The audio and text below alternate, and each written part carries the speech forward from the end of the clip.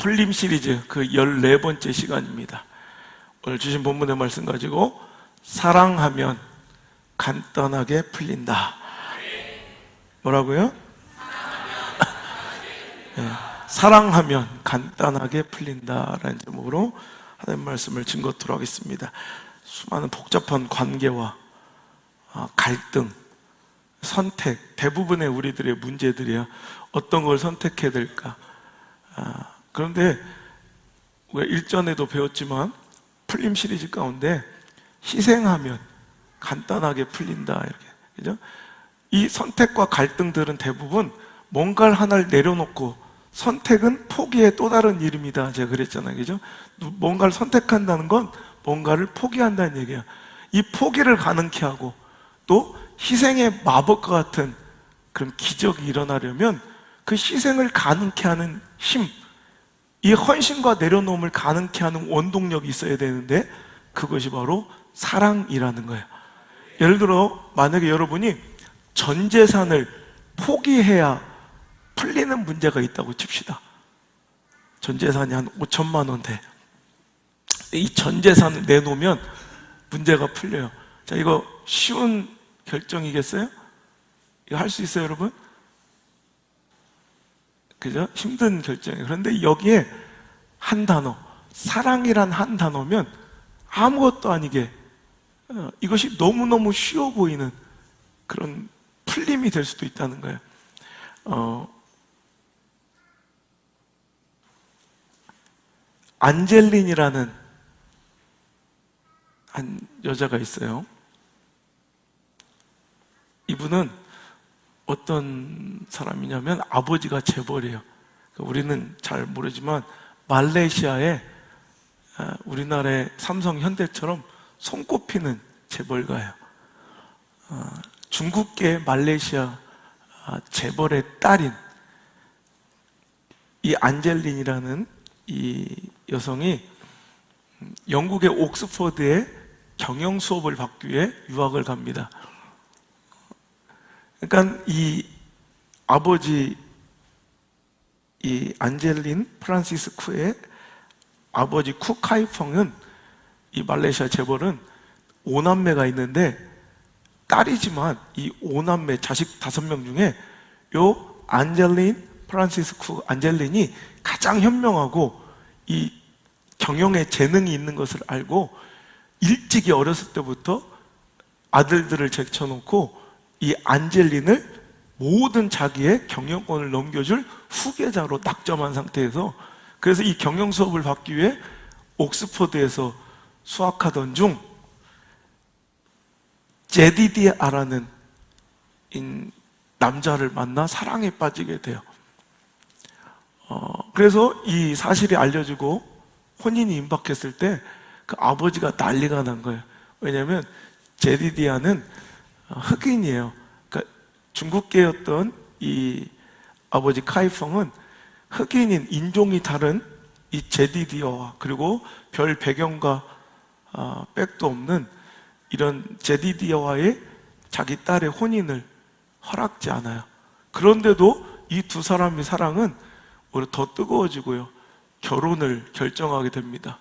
그러자 그 아버지 카이펑은 그 딸에게 엄포를 놓기를, 만약에 네가 이 결혼을 끝까지 고집한다면 너에게 물려줄 재산은 단 한 푼도 없다. 자, 이제 너는 경영권 물론이고 5남매에 이제 나눠줘야 될 이제 분배돼야 될 유산 중에 네 거는 하나도 주지 않겠다. 선택해라. 여러분, 그 돈이 얼마냐면 우리나라 돈으로 약 5천억 원이 넘어요. 아까 5천만 원 갖고 우리 고민했잖아요, 그죠? 5천만 원만 딱 내놓으면, 5천만 원만 딱 드리면 모든 것이 간단하게 풀릴 수 있는 문제에서 우리는 갈등하잖아요. 안 풀리잖아요, 이 문제는.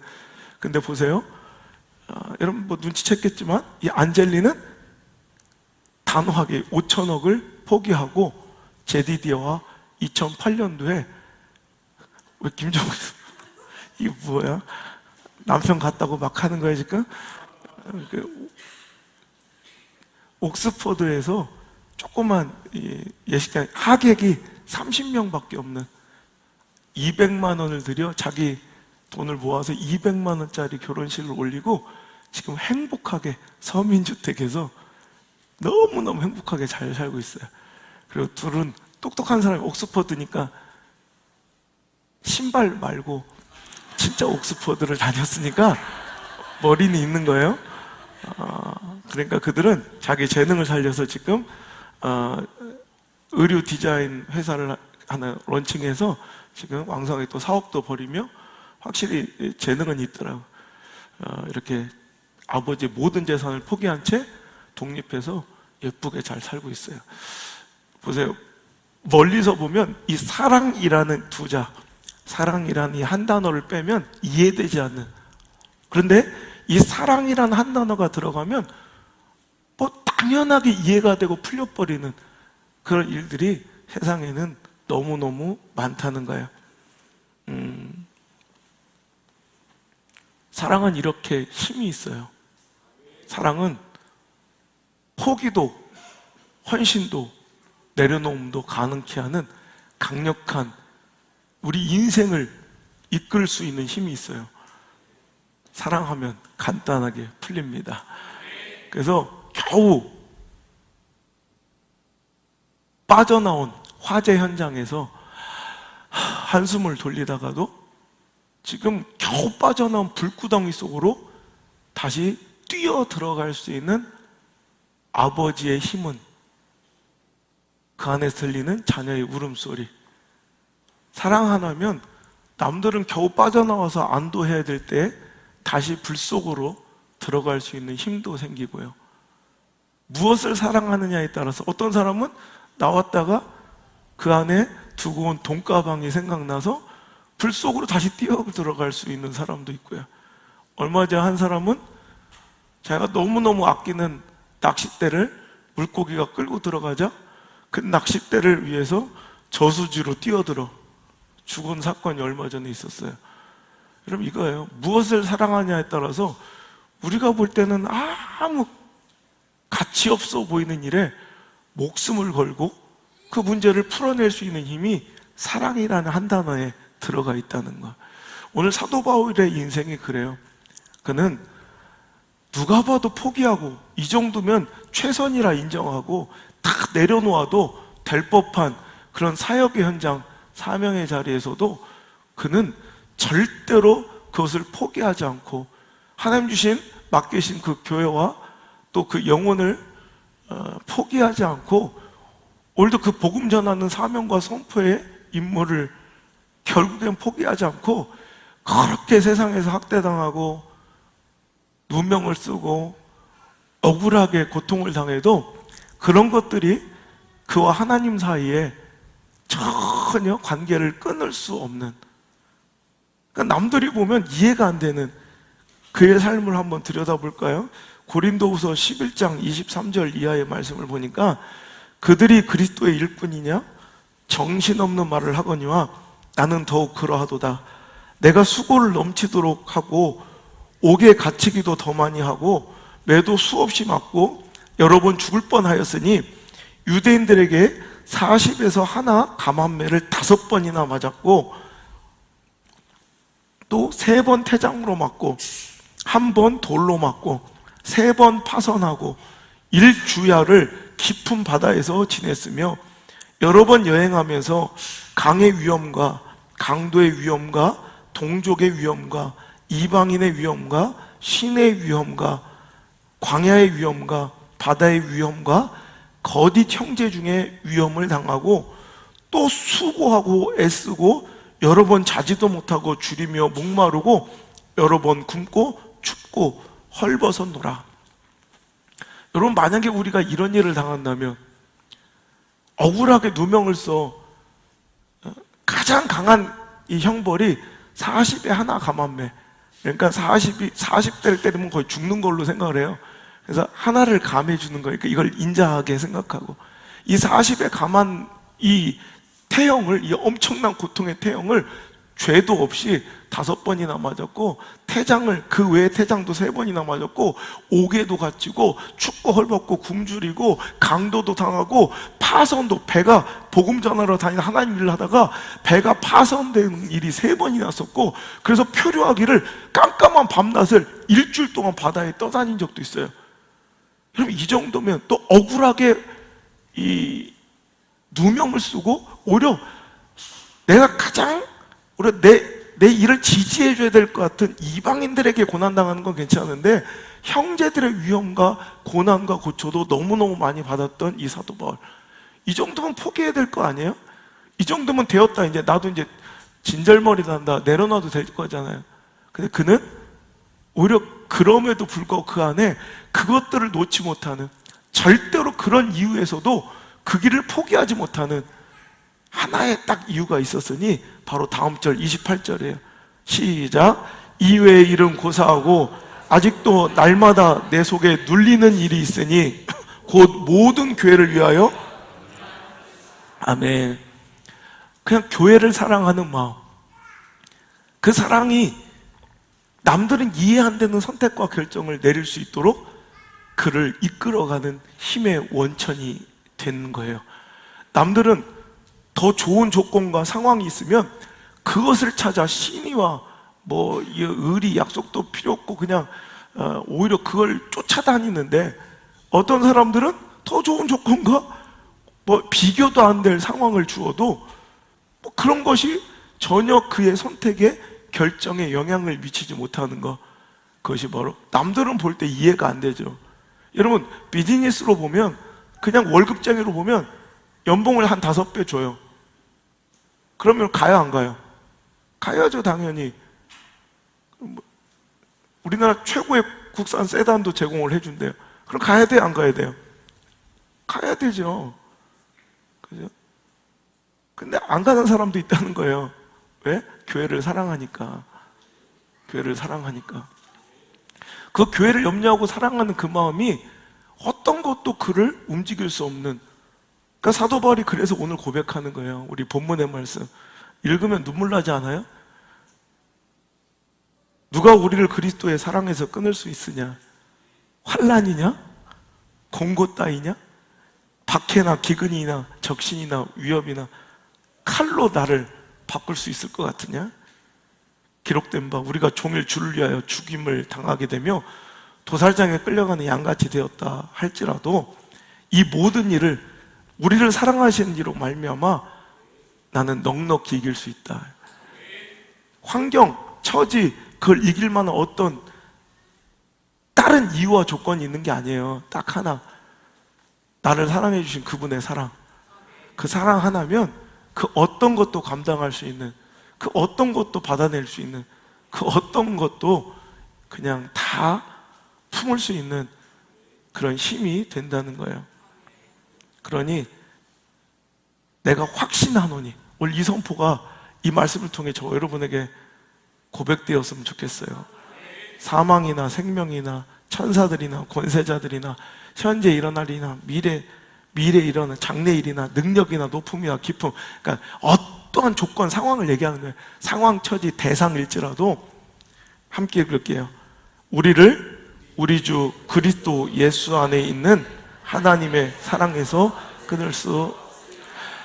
이게 신앙이에요. 이게 여러분, 나는 보면 신앙생활을, 그러니까 교회 생활을 되게 복잡하게 하는 사람들이 있어요.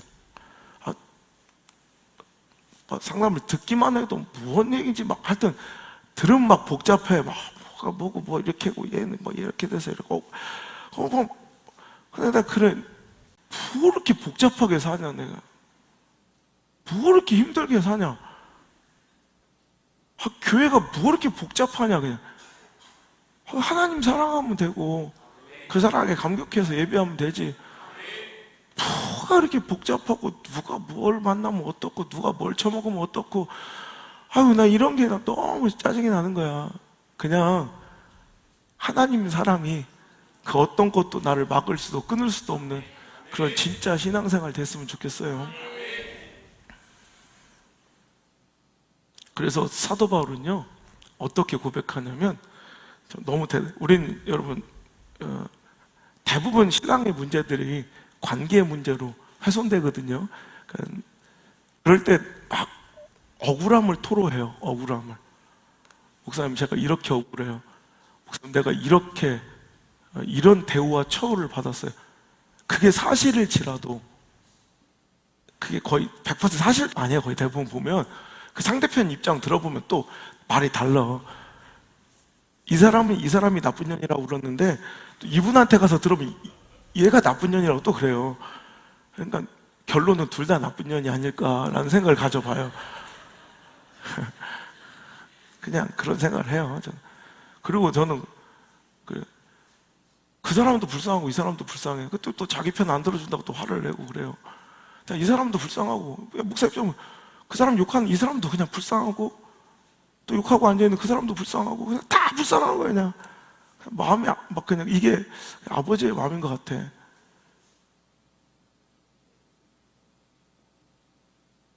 사도 바울은요, 오히려 자기가 고난을 당하고요, 옥에 갇히고 억울하게 누명을 써요. 그럼 화가 나야 되잖아. 그런데 빌립보서 1장 12절 볼래요? 형제들아, 내가 당한 일이 도리어 복음 전파에 진전이 된 줄을 너희가 알기를 원하노라.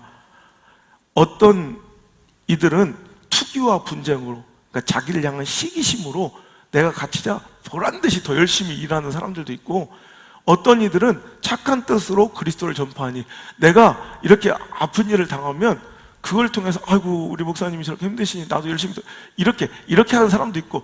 그런데 생각해 보니까 투기와 분쟁심으로 하든 나를 위한 진짜 선한 뜻으로 하든 결국엔 전파되는 건 복음이고 하나님의 일이니, 나는 오히려 16절, 이들은 내가 복음을 변제하기 위하여 세우심을 받은 줄을 알고 사랑하나 그들은 나의 매임에 괴로움을 더하게 할 줄을 생각하여 순수하지 못하게 다툼으로 그리스도를 전파하니, 선한 뜻을 갖고 있는 사람은 오히려 나를 사랑하는 마음에 하나님을 더 막 사랑하는 마음에 복음을 전하고 하나님 일도 하기도 하지만, 어떤 때는 보란듯이 내가 잘못된 것을 보고 오히려 더 투기와 분쟁심으로 악한 의도로 열심히 일하는 사람도 있다 이거야. 그래도 결국에는 18절, 그러면 무엇이냐?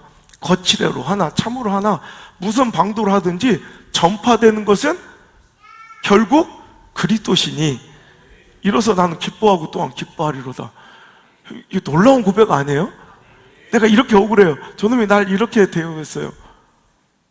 이러면 화를 내야 되는데, 생각해보면 그게 내가 아무리 이런 억울한 일을 당해도 그게 하나님의 일에 진정이 된다면 나는 그것이 오히려 기쁨이다. 결국 하나님께 도움이 되니까.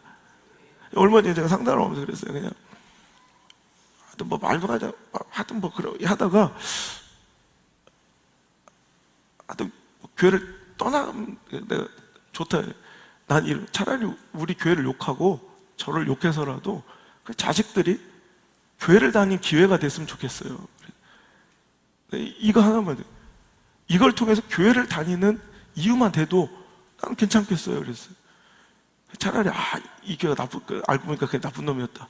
그렇게 해서라도 우리 진짜 교회를, 참교회를 찾아가, 신천지만 말고 좋은 교회 찾아가서 그렇게 해서 예배 드릴 수 있는 기회를 한 번만 제공할 수 있어도 난 좋겠다. 그렇게 기도해 드릴게요. 어떻게 보면 오히려 미친 소리 같잖아요. 그런데 진짜 그런 마음이 진짜 나와요. 그런 마음이. 그랬으면 좋겠는 거예요. 어떻게든 하나님의 일에 어떻게 진전이 되고 어떻게 더 하나님께 유익이 될까를 고민하게 되는, 그러니까 원래 사람이 성품이 좋아서가 아니라, 인성이 발라서가 아니라, 사랑이 더 크면 그 인성과 내 성향도 이길 수 있는 힘이 되더라는 거예요. 오늘 교회 안에서 신앙생활 하면서 그거 못 이기는 사람들 있죠. 상황의 문제가 아니에요. 그리고 상대방, 대상의 몰상식이 문제가 아니라 하나님에 대한 사랑이 작은 거예요. 당신의 질투심과 분노함과 관계와 감정들이 하나님을 사랑하는 것보다 더 크면, 여러분 그런 일들이 발생하지만 오늘도 억울하면 어때요? 욕먹으면 어때요? 그게 참이든 거짓이든 상관없어요. 그냥 하나님께 유익되는 일이라면 그냥 참을 수도, 교회 유익이 아니라, 우리는 그러잖아. 교회 유익이건 하나님의 영광이건 주의 일이건 아무 필요도 없잖아. 내 유익을 위해서라면 얼마든지 오히려 없던 일도 더하여 꾸며내서 얘기할 수 있는 그런 모습들이 있다는 거죠. 오히려 우리는 하나님의 사랑, 그 사랑을 받은 자로서 그 사랑을 오늘도 하나님께 올려드리기 위해서 차라리 내가 손해보고, 차라리 내가 좀 아프고, 차라리 내가 조금 몰상식한 일을 당해도 하나님을 너무너무 사랑하니 그분에게 손해되지 않도록 오늘도 뭔가를 선택하고 결정을 내려놓을 수 있는 힘이 생겨야 그게 진짜 사랑이 아닐까. 무슨 얘기인지 아시죠? 지금까지 내가 하나님을 사랑한다고 입술로만 주장했지만 결국엔 내 뜻대로, 내 감정대로, 내 관계대로 언제든지 자기가 쪽팔리고 자기가 자존심이 상하고 자기에게 손해가 되면 언제든지 그것을 버릴 수 있는 대마 같은, 사도 바울은 오히려 이것 때문에 모든 것을 다 포기하고라도 하나님과 그 자리를 지키는데, 어떤 대마는 같이 하나님 일을 하다가도 자기의 감정, 세상을 사랑하여 떠나는 사람도 있다는 거예요. 그래서 세상은 여러 가지 의미를 내포해요. 오늘도 하나님을 떠난 이유, 내 감정, 내 관계, 내 물질의 유익, 이런 게 다 세상이에요. 세상을 더 사랑하면 하나님도 버릴 수 있는 이유가 돼요. 그러니까 이거는 무엇을 사랑하냐 이 차이예요. 사람은 두 주인을 섬길 수 없어서 한 사람을 사랑하고 한 사람을 덜 사랑하는 것, 한 사람을 중히 여기고 덜 중히 여길 수 없는 것처럼 한 사람, 한 주인만 섬길 수 있다. 한 사람은 한 사람만 사랑할 수 있어요.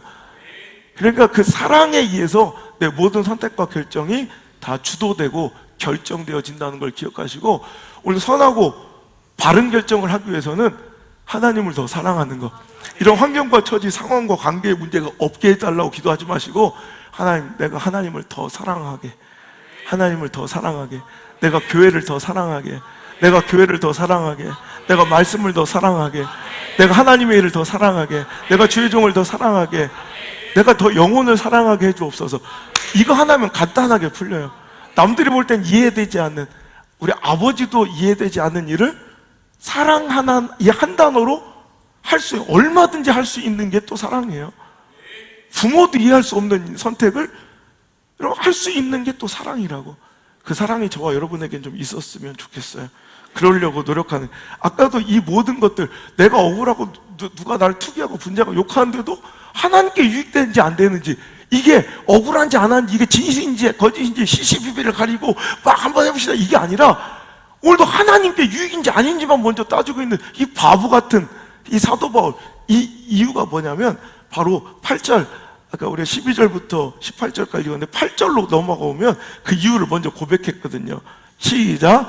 내가 예수 그리스도의 심장으로 너희 무리를 얼마나 내 증인이시다. 이게 바로 사랑이에요. 내가 이 하나님의 심장, 예수님의 심장을 가지고 교회와 성도를 얼마나 사랑하는지 하나님이 내 증인이시다.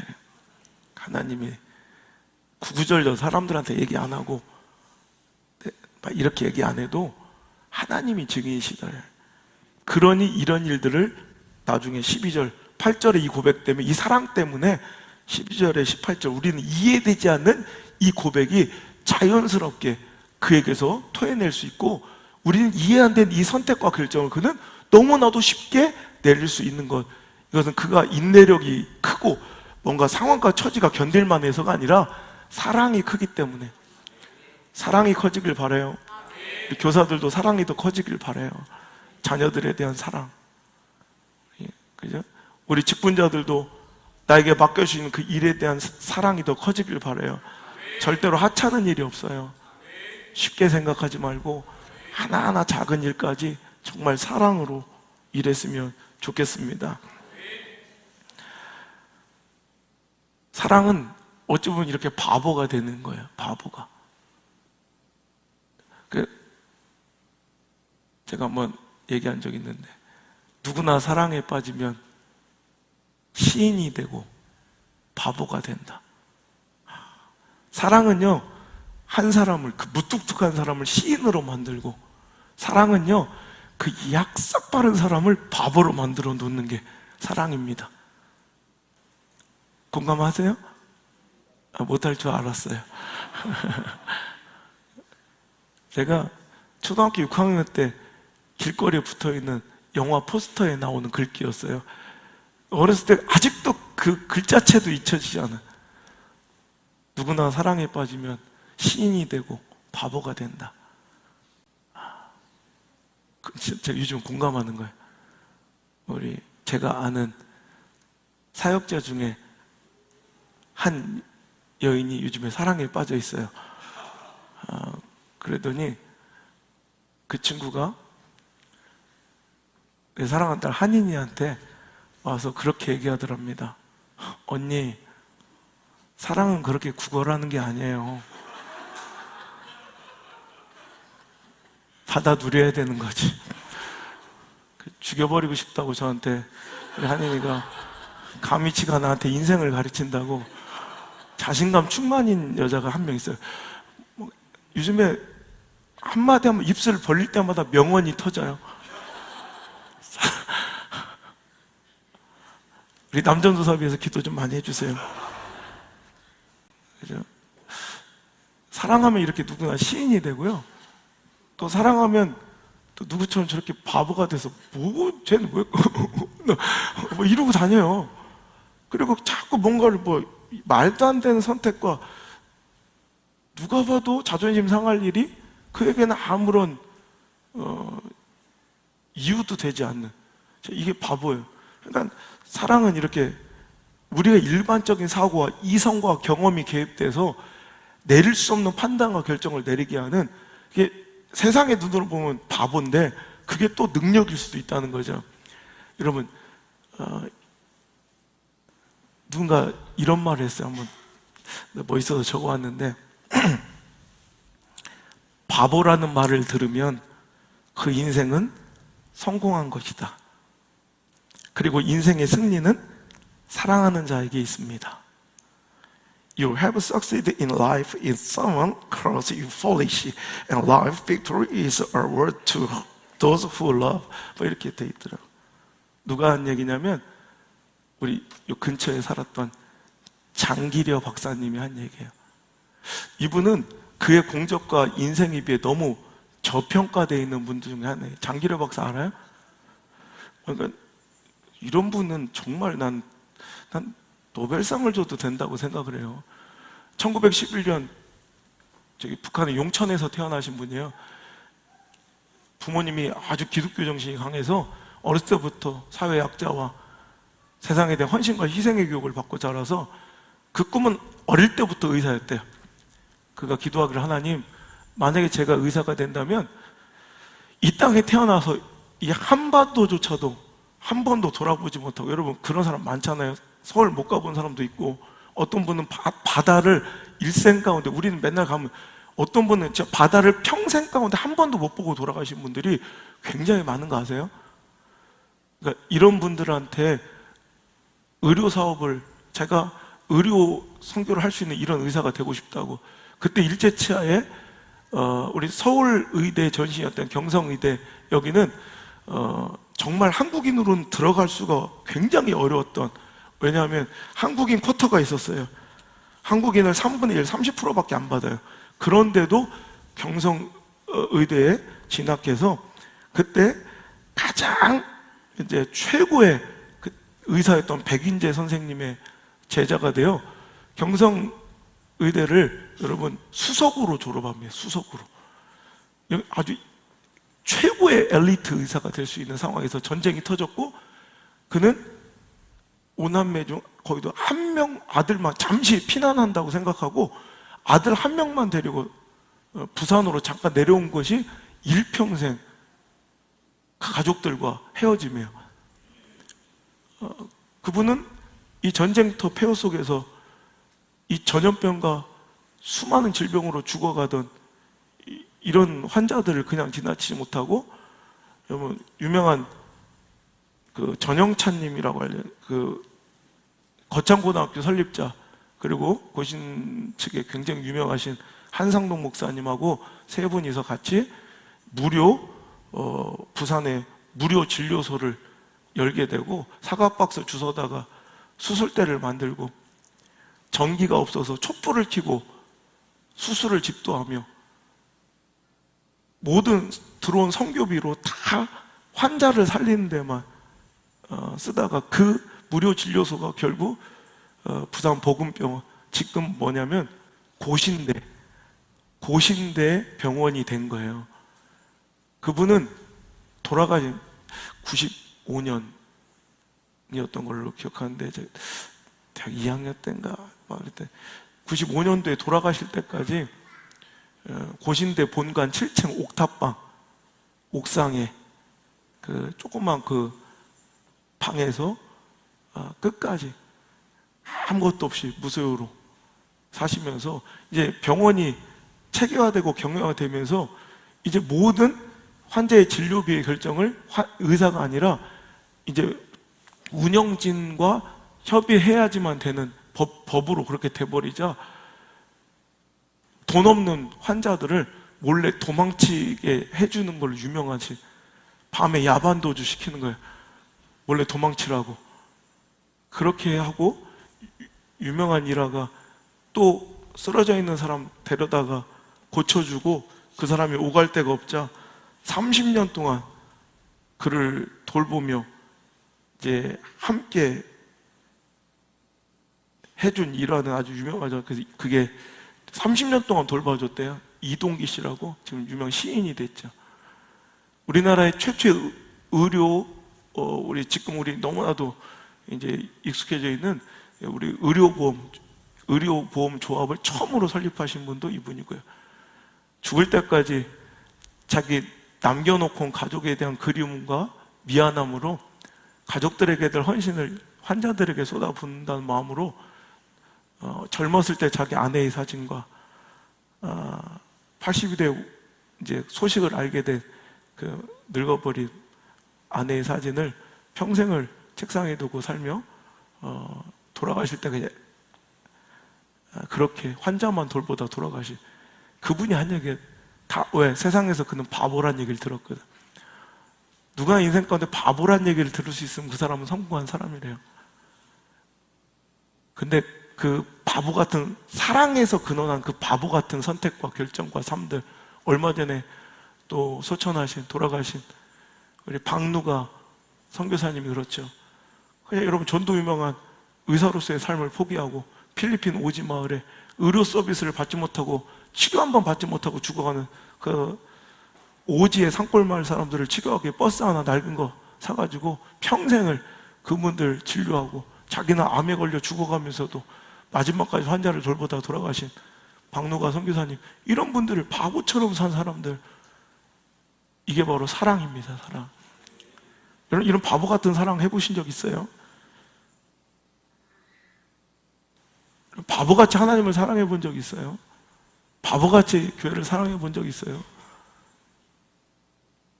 하나님 우리에게 그렇게 하셨는데, 바보처럼 우리를 사랑하셨는데, 여러분 이제 사랑 너무 쉽게 쓰지 말고, 요즘 이 시대의 사랑이 저는 포스트잇 사랑, 포스트잇.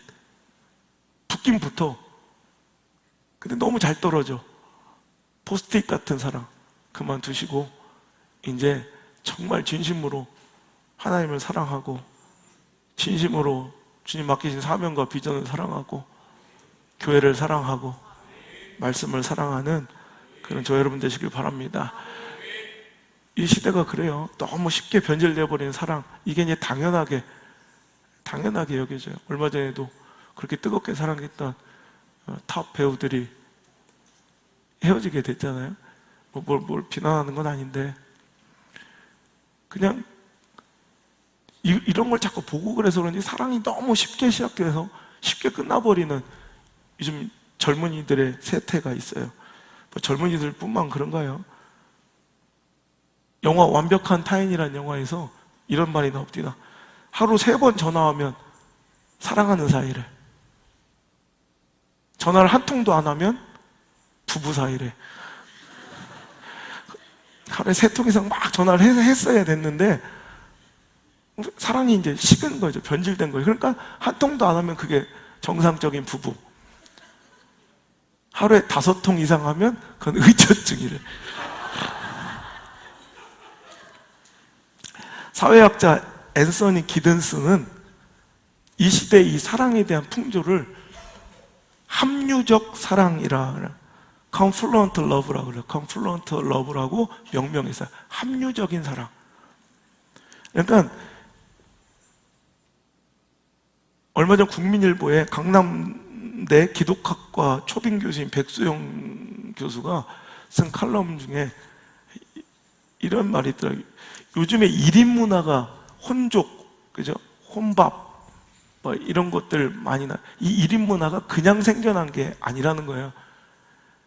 옛날하고는 다르게 스펙 한 줄 자기 인생에 더 껴넣으려고 그냥 친구들과 교류하고 이런 것들 다 차단한 채 그냥 내 인생에 이력서에 스펙 한 줄, 양력 한 줄 더 쓰려고 미친 듯이 살아가는, 그러니까 그 자기 사랑의 결과가 이 1인 문화를 만들어낸 거예요.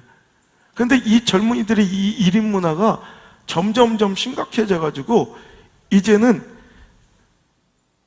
앤서니 기든스가 말하는 합류적인 사랑이 이제 대세가 돼버린 거예요. 뭐냐면 서로 시간이 맞을 때만, 그러니까 합류하는 기간 동안에만 사랑하는 거예요. 아주 지극히 나 중심의 사랑, 나 중심의 연합행위가 사랑인 줄 착각해요. 그래서 나에게 유익이 있을 동안만, 내가 너를 향해 감정이나 열정을 가지고 있는 동안에만 사랑하는 것, 내가 시간이 있을 동안 하는 사랑이 바로 합리적 사랑이에요. 이게 이 시대에 이걸 사랑이라고 불러야 되겠는가를 회의적으로 이제 바라보며 쓴 이 교수님의 글을 읽다가 이게 너무나도 정확하게 우리가 교회에서 보이는 신앙생활 가운데 보이는 하나님 사랑해요라는 말과 너무너무 닮아 있더라는 거예요. confluent love, 합류적인 사랑. 내가 시간 될 때 나한테 유익이 맞고 내 관계나 내 상황에 타당할 때만 하는 사랑. 그러니까 내 필요에 의거해서 지극히 자기 중심적으로 나와 하나님을 부르고 찾는 이것을 자기는 사랑이라 생각하는, 그렇다고 대마처럼, 그죠?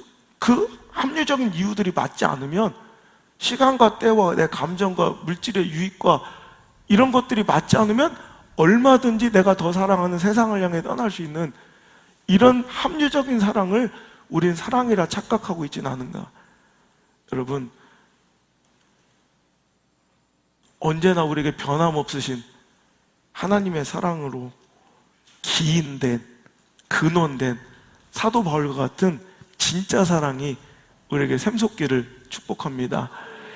어떻게 신뢰가 무너지고 내 가슴에 대못을 3번이나 박아버린 베드로와 예수님의 관계가 회복될 수 있었을까요?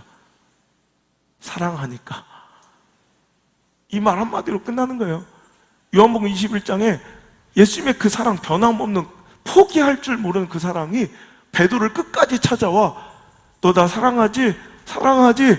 사랑의 고백을 구걸하고 애원해서라도 그 사랑을 이어가길 원하시는, 이게 어찌 보면 하나님의 우리를 향한 사랑이고 그리스도의 심장을 가진 목회자의 성도의 사랑이고 또 그런 그리스도의 심장을 가진 성도의 교회를 향한 사랑이 돼야 할 줄 믿습니다. 아직 죄인이며 연약하고 원수된 이 우리 죄인들과 어찌 하나님과의 그 화목이 이루어질 수 있었을까? 불가능해 보이죠. 우리가 뭔가를 노력하고 애쓴 것도 아니고 아직도 원수된, 아직도 연약한데, 아직도 죄인인데 어떻게 단박에 그 막혔던 담이, 관계의 끈이 풀어지고 허물어지며 다시 화목할 수 있었을까요? 이거 말도 안 되잖아. 근데 딱 한마디로 돼요. 사랑하니까. 하나님이 이 세상을 이처럼 사랑하사 독생자도 주셨어요. 그래서 이를 믿는 자마다 멸망하지 않고 다 구원받을 수 있도록 통로와 기회를 열어주신 것. 이거는 우리의 노력이나 이유가 없어요.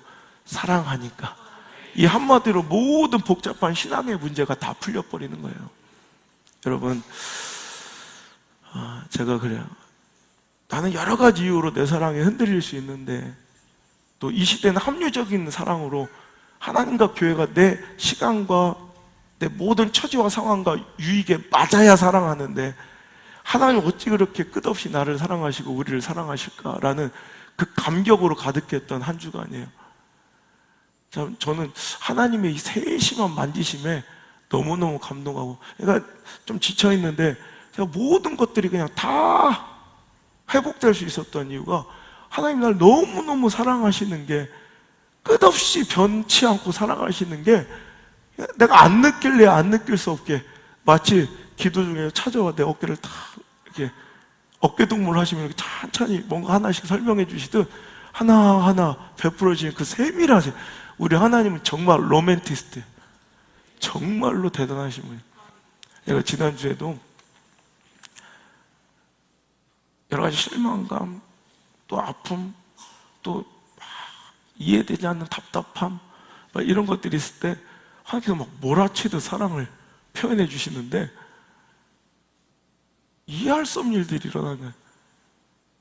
그래서 문자가 수백 통이 와요.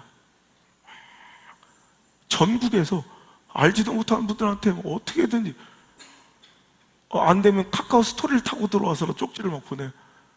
힘내시라고, 사랑한다고, 목사님이 저의 담임 목사님이십니다, 이런 고백이 저는 알지도 못하는데 오늘 이 방송 또 듣고 계신 분들도 있을 거예요. 너무 감사해요. 우리 교회 이 공동체 안에, 이 건물 안에 속해 있지 않지만 엄연히 저희 담임 목사님은 안성 목사입니다, 이런 분이 수도 없도 이런. 또 어떤 편지는요, 너무 웃긴 게 5월 6일에 보낸 편지야. 근데 이게 어떻게 이렇게 됐는지 우체부가 이번에 갖고 온 거예요.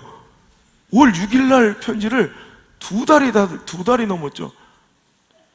그래서 읽어보니까 막 내가 너무 감동을 해. 목사님이 설교 하나가 그때 우리 교회를 살렸고 우리 가정을 살렸고 저를 살렸습니다. 목사님 힘내십시오. 이게 어떻게 딱 이렇게. 그리고 이름도, 오늘도 이 자리를 빌어 고백하고, 이름도 알지도 못하시는 분들이 저한테 산삼을 보내주셔서 제가 잘 먹었어요. 감사해요. 정말 이해될 수 없는 일들이 벌어진 거예요. 또 한 번은 한 청년이 막 이렇게 기도하고 울면서 기도하고, 이 방송 들으실 텐데, 근데 불러서 상담을, 어떻게, 우리 교회 다니신 분은 아닌 것 같은데 근데 자주 와서 기도를 하신대요. 그랬더니 목사님 극동붕해를 듣고 목사님을 알게 됐대. 그래서 그러시냐. 그래서 지금 더 갈망워십에 또 생방송에 열렬 애청자가 되었고, 제 유튜브 설교를 다 빠짐없이 들으며 요즘 풀림 시리즈 너무 좋다고 그렇게 얘기해요.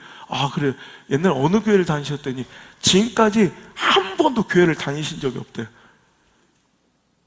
한 번도 교회랑 가본 적도 없고, 얘가 첫 교회인데 우연히 지나가다가 옛날에 들었던 극동붕해를 탁 이렇게 라디오 가서 그걸 듣고 예수님이 찾아오신 거예요, 그에게. 그래서 설교를 계속 들으시면서 예수님을 영접하시고, 지금은 왜 주일 출석을 못 하시냐 했더니 아내분이 너무너무 완고하게 교회를 싫어하신대. 한 번도 교회를 안 다녀봤던 사람들이니까. 그래서 지금 매일 이렇게 나와서 시간 될 때마다 와서 기도하며 오후에 아내의 마음이 열리게 해달라고 기도하고, 곧 자기 아내와 아들과 함께 교회를 나올 거라고. 지금은 아내가 밥상에서 하나님께 기도하는 것까지는 인정을 해주셨대. 완전히 사랑꾼이더라고, 그분도. 그래서 제 이름 서로 이제 연락처도 나누고 계속해서 제가 그분 가정 위해서 기도해드리고 있어요. 이런 일들이 기적처럼 계속 이어지는 거예요. 또 우리 교회 말씀을 듣고 언론 매체에서 우리 막 와서 방송 요청이 얼마나 많이 들어오는지, 지금 미국 갔다 와서 방송을 지금 잡아놓은 것만 해도 몇 개가 되는지 몰라요. 지금 오자마자 하루에 8개씩 10개씩 방송을 찍어야 될 정도로. 도대체 이 설교는 뭐냐, 이거 풀림 시리즈. 그러면서 위로를 해주시는 거예요.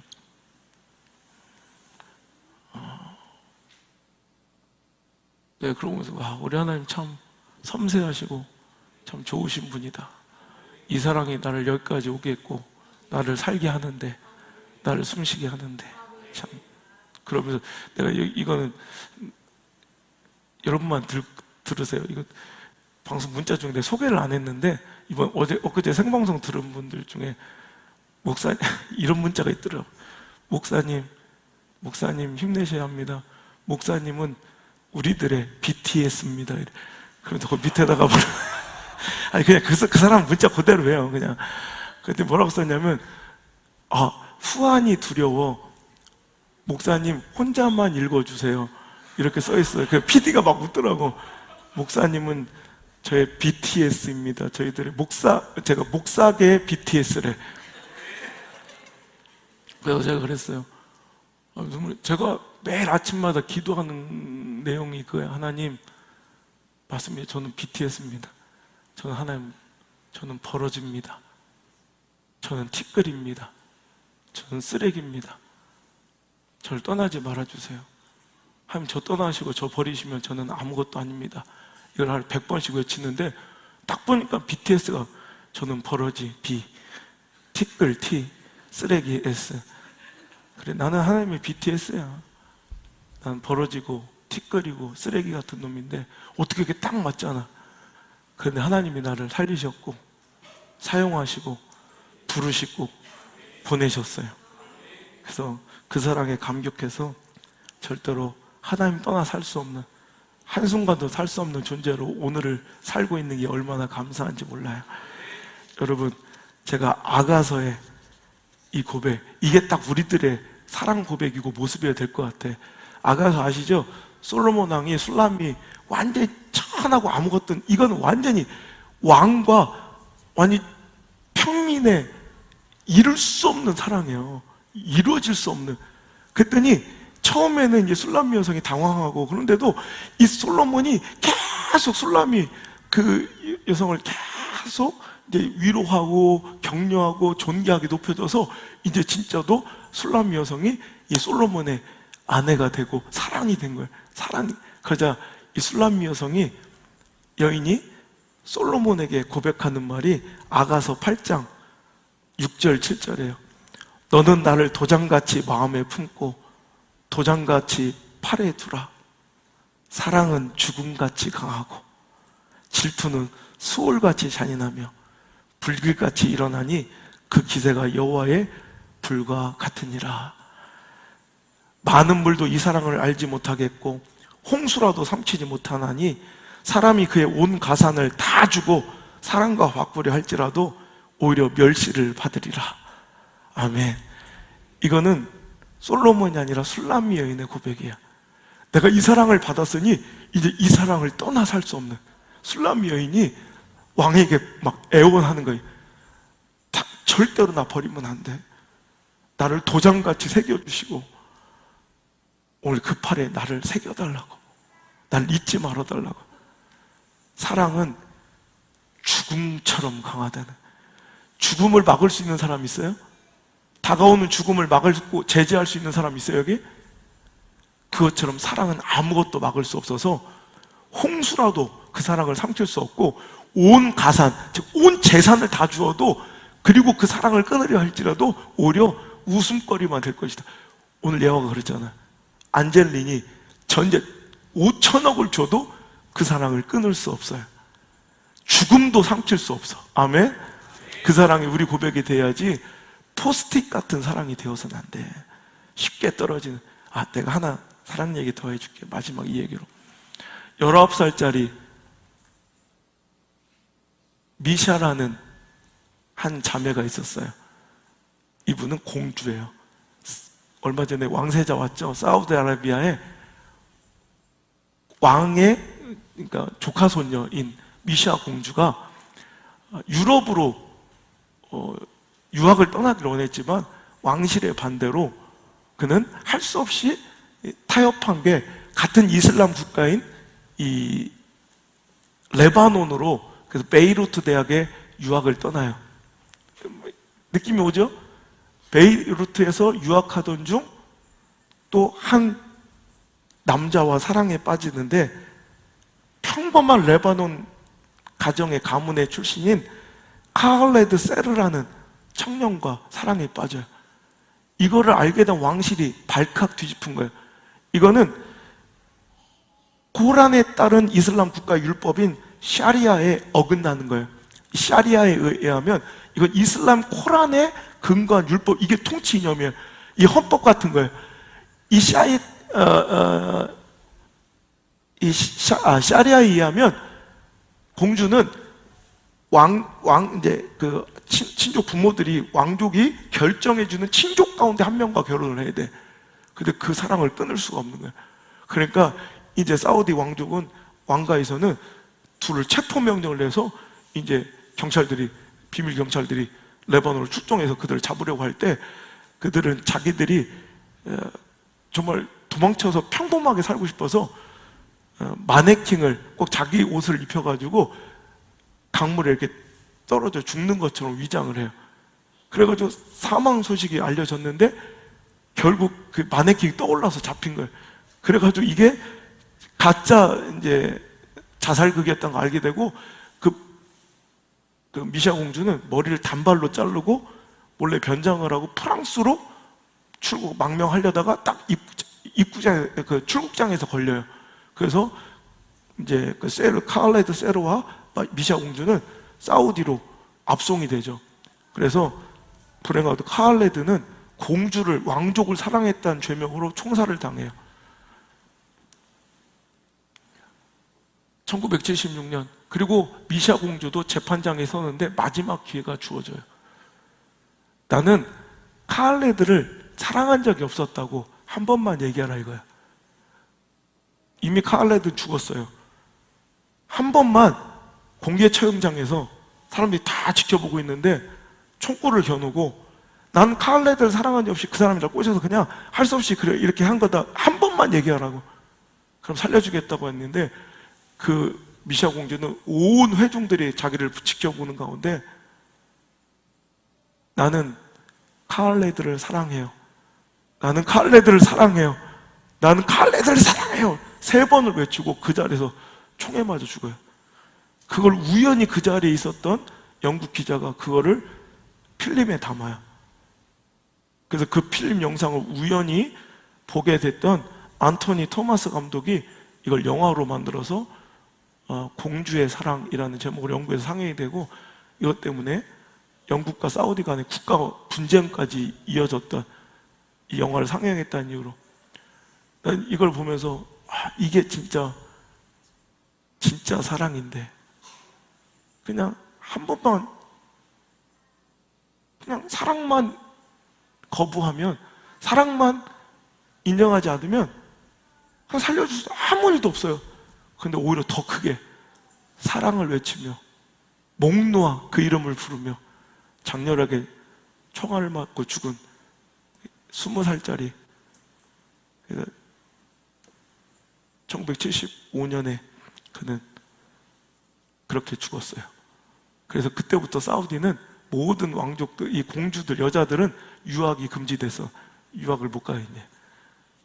여러분, 사랑은 죽음처럼 강해요. 그게 진짜 사랑이고, 그 사랑이 저와 여러분의 사랑이었으면 좋겠습니다. 그 사랑 때문에 저와 여러분도 내 능력과 인격으로는, 내 인성으로는 도무지 갈 수 없는 그 두려운 곳까지 성큼성큼 걸어갈 수 있는 능력도 생기고요. 그 사랑 때문에 절망하여 살 기력조차 없는 사람들이 살아낼 힘이 생기기도 하는 게 그 사랑 아닙니까? 우리 그 사랑을 찬양합시다. 그 사랑을 노래합시다.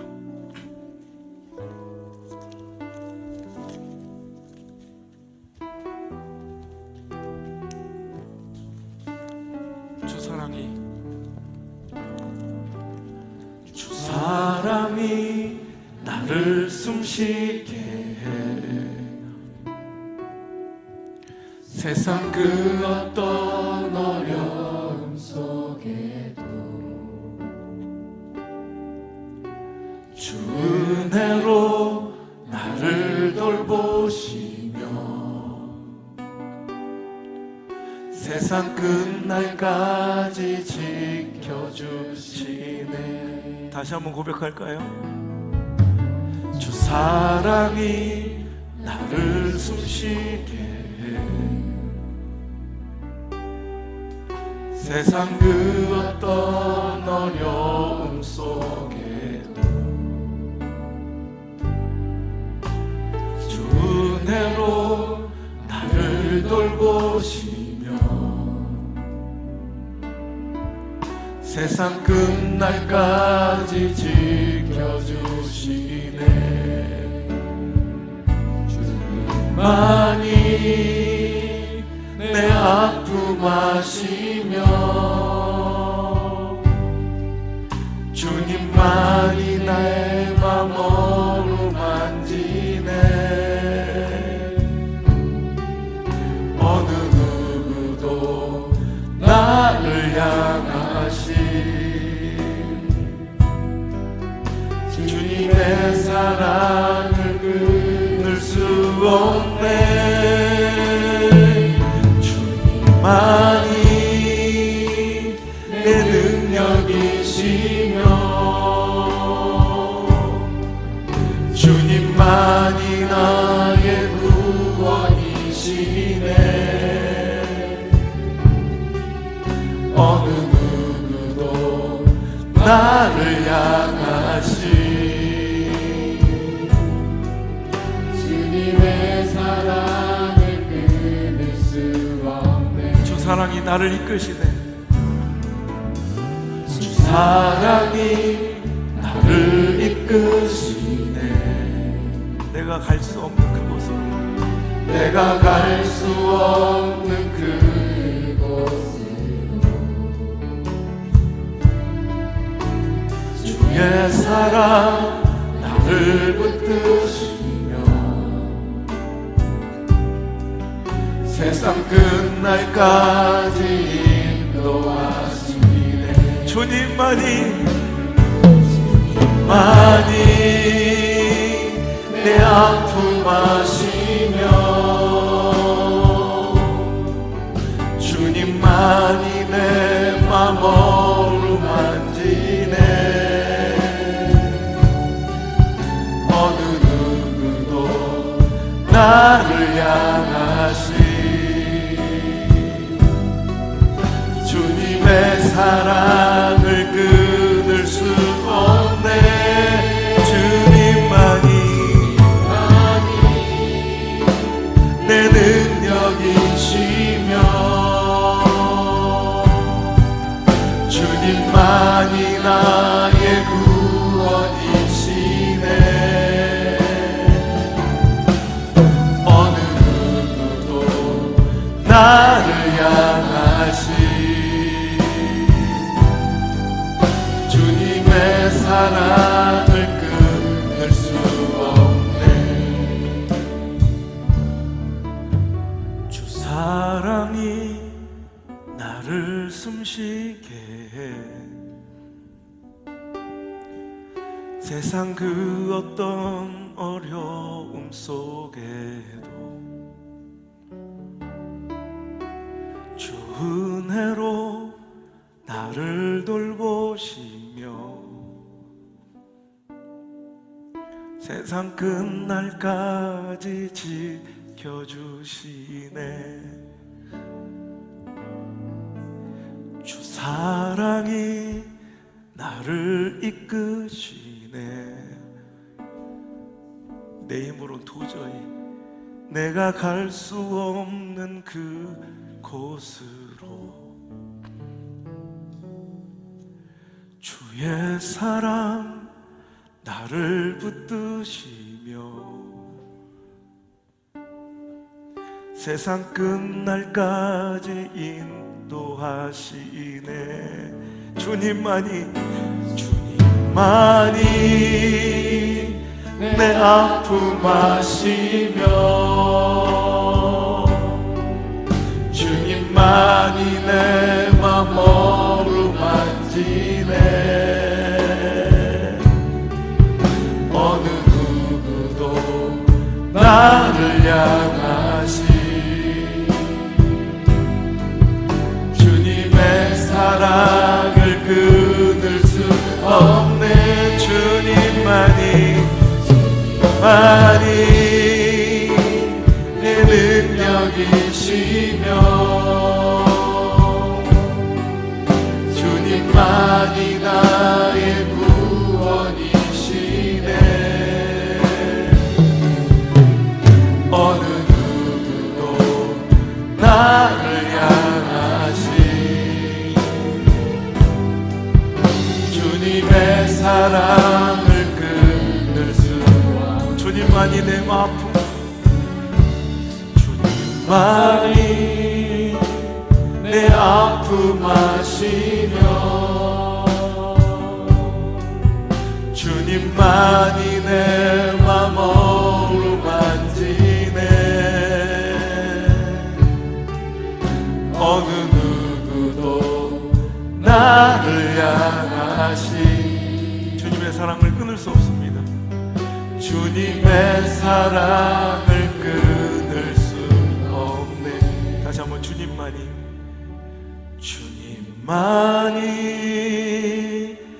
내 아픔 아시며 주님만이 내 맘 어루만지네. 어느 누구도 나를 향하신 주님의 사랑을 끊을 수 없네. 다시 한번 주님만이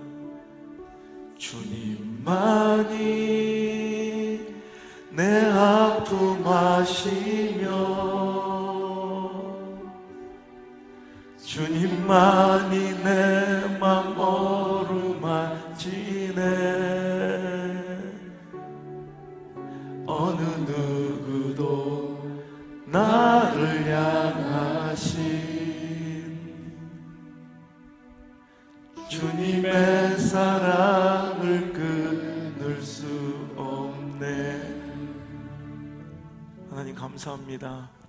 그 사랑으로 나를 붙들어 주시고 여기까지 인도하여 주셨습니다.